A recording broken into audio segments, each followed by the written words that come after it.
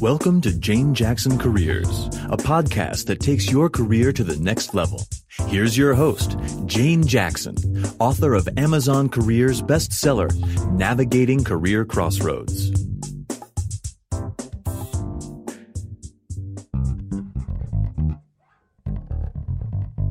Today's podcast is brought to you by Audible.com.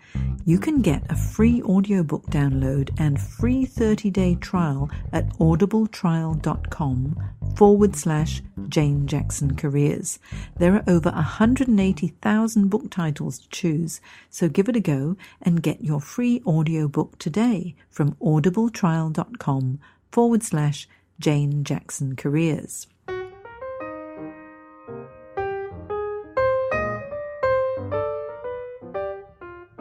Well, hello and welcome to my Careers podcast, where I interview fascinating professionals who have made amazing career changes. Today, I'm delighted to have marketing legend Philippa Durant on the show. Philippa is a passionate marketer at executive level. She builds, leads, and inspires marketing teams to deliver strong, profitable consumer marketing and business results. She's worked in Australia and the UK at some of the best blue chip organizations, including Coca Cola, Lion Nathan, Diageo, Kellogg, Reckitt Benckiser, and is now Director of Brand and Customer at Virgin Mobile. Philippa is focused on unearthing strong insights to build strategy and execution across brands, product and service portfolios via digital and other communication programs. She believes it's really important to build great places to work, and her incredible skills in building a positive workplace culture complement beautifully her technical expertise. Philippa focuses on building teams and work that will surprise and delight customers. Now, let's find out how Philippa's fascinating marketing journey started. So good morning and welcome to the show, Philippa. Good morning, Jane. Nice to be here. Oh, I'm delighted that you're here, and I'm really interested to find out how this marketing journey began. So how about, to kick us off, tell us a little bit about your early days and when you were a young girl or a teenager. What were your career aspirations? Do you know, Jane, I didn't actually know what I wanted to do. I knew that I wanted to be involved in business, and it's quite interesting. I did a general management degree, so I did a commerce degree with a management focus. And it was quite funny. When I did my degree, one of the things I knew I didn't want to do, or I thought I didn't want to do at the time, was work in marketing. So I wanted to work in an area of the business that was much more solid, much more measurable, and wishy-washy, I thought at the time. But alas, that has all changed, obviously. And so what happened once you graduated from uni? Which direction did you take? Yeah, so look, I was very, very, very lucky. So I was really lucky to get into a multinational organisation, Reckitt Benckiser, and I was on their graduate program. So as many people know, graduate programs give you the opportunity to work in some different parts of the business. They give you an entrance when there's not that much expected of you. So organisations invest in you because of the future potential. And that was an amazing building block for me. I actually finished my graduate program in purchasing, and I worked in procurement for about my first 7 or 8 months. And I then very quickly saw where the organisation was being driven from, and that's where I wanted to be. And I was very fortunate that at the time Reckitt Benckiser supported my move over into marketing. I went in as an assistant brand manager and then moved up through a brand manager and a senior brand manager in that organisation. So a wonderful basis of kind of 6 years and 5 or so of them in marketing. I was incredibly lucky at the time. And you've worked at some of the most amazing companies, including Reckitt Benckiser and Coca Cola, Lion Nathan, Diageo, Kellogg, and they're all well-known names within Australia and internationally. So was it 6 years, did you say, at Reckitt Benckiser? Yes, it was just on 6 years. Yeah, so what prompted the move? The move was prompted by a couple of things. One was I wanted to work for brands that were local. I was working in a global organisation where you didn't have as much control over the brands. So I moved to Lion Nathan, which was a local organisation and where you truly owned all of the brand strategy and all of the brand creative. And so I'd been there kind of for my first 6 years, and I was restless and willing and wanting to learn the next thing. So I moved to an Australian organisation, well, Australian-based organisation where I could have full control of the brands. And then really getting into marketing itself, having a commerce degree originally, how did you find that transition, going from procurement, purchasing, and then an opportunity to probably learn on the job as well into marketing? What are those key skills that you think you had that helped you to progress in your career in this direction? Look, I truly believe that a degree mainly gives you the ability to learn, especially when you do a generalised business degree, as I did. I think that I learned things I did marketing subjects when I was at uni, but I didn't really learn anything. I kind of, it was in theory and there wasn't much practical. And it's not till I was on the job and I actually got the opportunity to do things that I learned. And I learned, as you mentioned, through doing. The other piece that I was really fortunate with was, and it was Reckitt and Coleman at the time, Reckitt and Coleman invested in its people by teaching us the basic brand building tools. And so one of the most fundamental things I think that if people are looking for a career in marketing need to do is go to an organisation where they invest in the tools and they train you in the tools to base your marketing expertise on. So that's things around, how to identify and build a consumer insight, how to write a great brief, what's media look like, what does packaging design look like, what does all of those fundamental building blocks look like, because that's the basis for your technical skills. And so from Lion Nathan, and you transitioned into a number of different organizations as well, was it that you wanted to expand upon your skill sets in marketing, or were they just amazing opportunities in new cities that attracted you?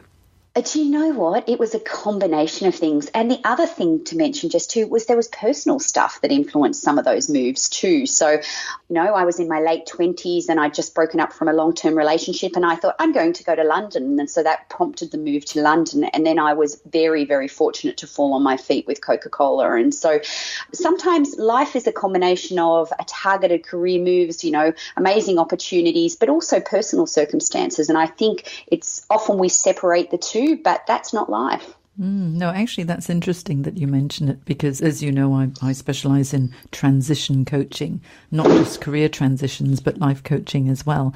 And so making a complete break in a relationship and then moving country, that's quite a stressful time, isn't it? Do you know what? I actually think for me it was less stressful because I kind of ran away. So I used my flight mechanism, but it was the greatest thing I ever did. I moved into Coca Cola and, I would call that at this stage the job of my career. And so spent just under 4 years. And the role that I spent most of the time on was working as marketing manager across Europe at the time in the new brands business. So when I started, had 22 countries within our responsibility. And I learned so many of the skills around leadership because it was all about stakeholder management, that role, that I believe kind of has taken my career to the next stage. So there was a bit of technical marketing, so you had to be great at what you did. But what it really gave me the opportunity to do is because I was working across multiple countries with multiple cultures, I had to be able to communicate. I had to be able to take people on a journey. I had to be able to stakeholder manage. And that was really essential, that I had to do those things to deliver results. And so it was a real change in my leadership capability because obviously, as we understand, our capability is made up of both technical skills, so technical marketing skills, but leadership skills. And as you get more and more senior, those leadership skills are the things that are more and more important. Yes, and I would imagine that also focusing on like the strategic direction of the marketing function and also, how to really grow the business and the brand itself would have been very exciting at that level.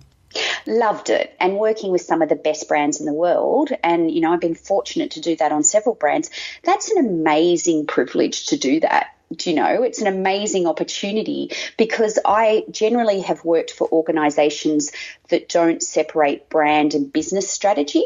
I have sometimes worked for some organisations that, are more about business and more about logistics rather than building their brands. But my preference is to work for organisations that are brand focused and really recognise that the power of your brand. I'm interested to ask you, because you moved from Australia to London and then you landed on your feet and really grew your career at Coca Cola in the UK. Did you notice any cultural difference that required some adjustment from the way you would approach marketing in Australia versus how you would approach it across Europe? Oh, look, there was masses of difference.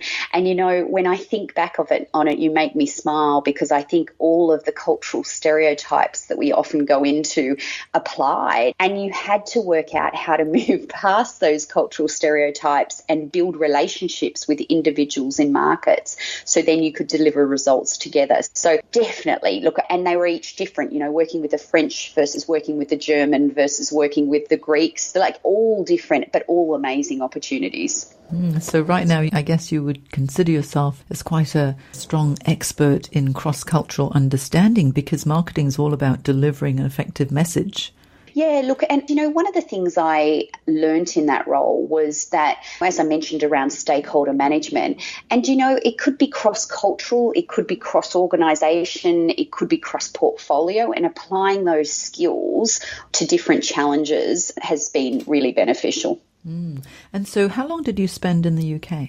I spent just on 4 years there. And what brought you back to Australia? Do you know what? Once again, life rather than career. So it was the desire to have children and be around my family when I did that. I'm incredibly fortunate to have wonderful support from my family, and to do what I do, it's hard to do that without support and family support. So we wanted to do that, and my parents are here and they help us a lot with that. So once again, it was a personal move. How do you find moving country and then getting to know new people, new colleagues, making friends, settling in a slightly different culture or a greatly different culture? How do you cope with transition? Do you know, it was really interesting. In retrospect, I don't think I coped that well when I came back to Australia, because I think I was, after having such amazing scope and across Europe and working across all these different countries and working with global a whole heap when I worked for Coca Cola, all of a sudden I was back in Australia in a local role, and I was having discussions, and there'd be 6 people in a meeting discussing what to do with 20,000 cases of write-off. And I was like, what's going on here? Like, I didn't understand and I didn't articulate that difference in size and the difference from moving from a really big market to a small market. And so that was actually something a little bit brutal for me. I didn't say this is what's going to happen. I actually just learned through the experience, and probably some hard experiences where I went, oh, this is not as sexy as it used to be. You were spoilt with such a big brand. Look, I was spoilt mainly with the regions and the resources of the organisation, and, so a very privileged position to be in. And I think it's actually, this is a dilemma that I've talked to about a lot of Australians who have come back to Australia, that lots of people kind of get here and we make lifestyle choices and we make personal choices, but that's quite challenging from a career perspective, because career-wise there's bigger jobs overseas and you have to kind of make this trade-off. And it's something I often think about, and my husband and I have discussed a lot, because we do realise that, to stay in marketing, often an overseas move is part of that deal. I mean, it really is so difficult. My daughter is currently overseas. She's in London working for a very, very big brand, and she'd love to come back to Australia. But again, it'll be a lifestyle choice. I think further down the track, when she decides to have children and wants to be closer to family, probably same thing as you, then she'll return. But while she's working and enjoying her career and really progressing, London for her in the industry she's in is the place to be. Yeah, and I totally understand that. And we haven't ruled out going overseas again. So I have an 8-year-old daughter, and, we've had open conversations with her that at one stage we wouldn't mind going and having that life experience again. So it's still on our books. We'll see what happens. Now, tell me a bit more about the marketing side of things. What would you say is the most challenging about being a marketer?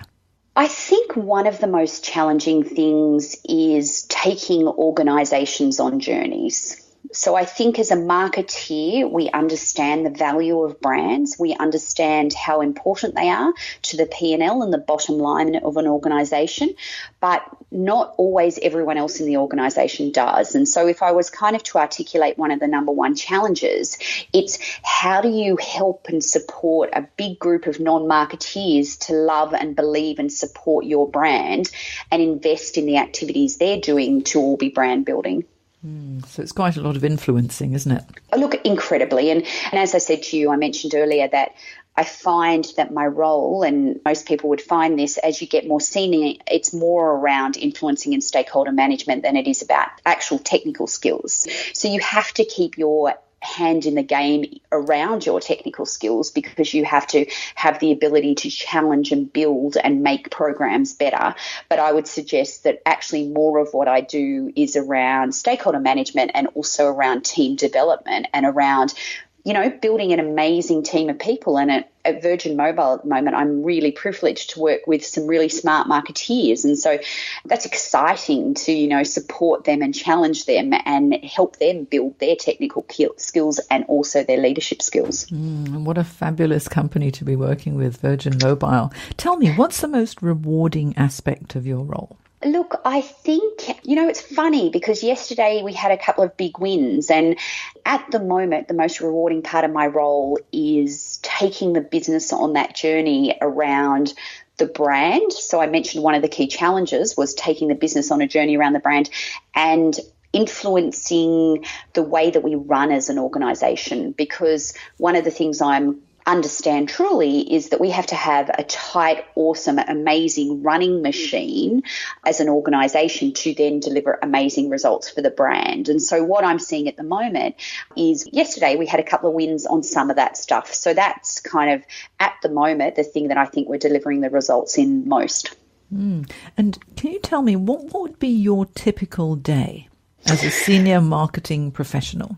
Oh, look, meetings, too many meetings and, you know, everyone wanting a bit of your time. And that's actually a really big challenge because being kind of clear in your head around what your priorities are and what are the big picture priorities and not getting drawn into the minutiae is such a crucial thing, because you won't help anyone if you're getting drawn into the minutiae and approving point of sale and things like that. What you need to be doing is building the bigger picture around how you build capability within your team, how you influence the organisation around the brand, how you support the team to deliver amazing insight-based work. And you know what? So for someone who wants to get into your line of work within marketing with a global brand, for example, what would you provide as your top 3 tips for success? What would be my top 3 tips? Look, I think the first one would be all around listening. And what I link listening to is around always being insight-based with everything that you do. It was something that I learned early on at Benckiser, and always having an insight at the heart of all of your work and everything that you're doing is incredibly important. My second tip would be stick out things and work hard. I think that I'm very privileged to be where I am, and there's a lot of hours and a lot of hard work that has gone into that, but I've had the amazing opportunity to do that. And I think the third one is just around believing in yourself. And so it's fascinating. You know, I've been so fortunate, really lucky to work for some of the best brands in the world. And I think you've got to believe in yourself to facilitate that happening. So, as I said, listening would be the first one, and that's linked to great insights and great insight-based creative and customer work. The second one would be around believing in yourself, and the third one would be about, what did I say the third one is? To believe in yourself. Yeah, no, that was the third one. I'm missing one there, Jane. Yes, my articulation is working really hard. Yeah, and sticking at it. I guess, you know, having that staying power despite the challenges is really important. So really, as a marketer, initially you do need to have quite strong analytical skills to be able to go through the insights that are researched and then decide what would be the best plan moving forward to expand and build the brand. Yeah, it's really interesting. And I think there's different type of marketeers. I have never been an amazing analyst, to be really honest with you. I do, analytics, I'm fortunate enough to have people who support me in that in most of my roles. I have been able to take data along with amazing gut feel around consumers and, insights that I've built from various data points, including, I find one of the most powerful things to do with consumers is listening. So back to that first tip that I had before. So nothing's as powerful as consumer research. Nothing's as powerful as when you have a call center jumping onto calls and listening to what those customers are saying. So there's a lot of that, which is another data point, which isn't as kind of slightly analytical, but not quite as, so it's not spreadsheet and numbers and data. It's just a different form of data. And, part of your work is building strategy and execution across brands and product and service portfolios. And you've mentioned that you do it via digital channels as well as other communication programs. Tell us a little bit about the digital emphasis nowadays. Look, everything's changed as a marketeer, and I think that's a really interesting thing. You have to keep up and you have to understand what's going on, because digital is just another channel that we communicate with our customers and our consumers with. And so you have to have kind of a basic understanding of those changes. So we have seen lots of change. We've seen lots of change from a digital perspective, around CRM and our intimate understanding of our customers, which is an amazing advantage as a marketeer to have intimate detail on your customers. The key challenge is just how you identify what are the key pieces of data and then use it. Because do you know what? I've never worked in an organisation that doesn't have enough data. I think the key challenge is how you use and identify the key insights from that data to then move it forward. What's the strategy at Virgin Mobile? Which social media platforms do you find most effective in this telecommunications space? I'd suggest that kind of our Facebook platform, we have the most intimate relationship with customers there, but we use Twitter, we use LinkedIn for different purposes.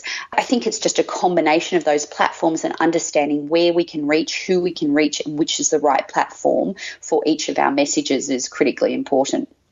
It's really hard to keep completely up to speed with all of the new digital platforms that are coming up. I mean, I've just come across there's Snapchat and then there's Medium and there are all of these new, and Periscope and YouTube's been around for a long, long time. But all of these new ones that are coming up, for me, marketing my own business as a career coach, the mind just boggles. So I've decided I'm just going to focus on the 3 top ones for myself, and everything else, I just don't have time to keep up to speed with it. Yeah, and I think that's a really wise choice. I think there is, as you mentioned, there's lots of new ones and, they're being trialled in the market and some of them are performing amazingly and they will become some of the top ones. But, as I said beforehand, choosing what are the channels to reach your customers is important, and they'll be different by each channel. So I imagine in your industry, obviously LinkedIn is such an important one, but for Virgin Mobile, LinkedIn isn't as important. So it really just depends what industry you're in, and you say these are the right ones because I can reach my customers with the right messages. Well, I really enjoy learning so much from you with regard to marketing and your marketing journey. And would you say where you are now, you're in a really good place in your career? You've reached a level as Director of Brand and Customer, for, this amazing company, Virgin Mobile, that you're really enjoying life and it's great to be back in Australia? Yeah, look, it is. It's funny. I'm always kind of going, my eye is often on what's next. And, there's a little bit of me that would love to do another stint overseas. And so particularly where my daughter is still young enough so that won't cause too much hassle around schooling. So who knows, watch this space, but really, really happy at the moment and really happy to be, working with a great team, making some real changes and delivering some great work. Well, I think you've been living and breathing your profession as well, because, as a senior marketer, being very successful with various campaigns for the companies you've worked for, and now able to also treat yourself as a brand too and be able to market yourself is excellent. So if someone wanted to get in touch with you and find out a little bit more about you, Philippa, what would be the best way to reach you? LinkedIn. So I'm on LinkedIn all the time, and my profile is Philippa Durant, and so I'm in Sydney in Australia, so drop me a message. I'm really happy to chat. Well, that's fantastic. So what I'll do is on my website, janejacksoncoach.com, I'll have all of my show notes and a bit of a brief about what we've chatted about today. And I'll also have your public profile link to your LinkedIn as well. So if anyone wants to get in touch with you and connect and follow your marketing progress as the time goes by, they can do so. So I could talk to you all day, Philippa. Thank you so much for coming on the show. It's been great to have a chat and learn about everything that you've been doing in the marketing space. Wonderful, Jane, and have a great afternoon. Thank you for your time. Okay, thank you. Bye.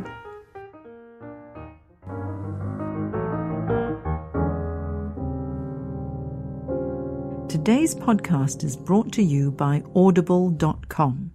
You can get a free audiobook download and free 30-day trial at audibletrial.com/Jane Jackson Careers. There are over 180,000 book titles to choose, so give it a go and get your free audiobook today from audibletrial.com/Jane Jackson Careers. You've been listening to Jane Jackson Careers. Sign up to receive regular career advice at janejacksoncoach.com.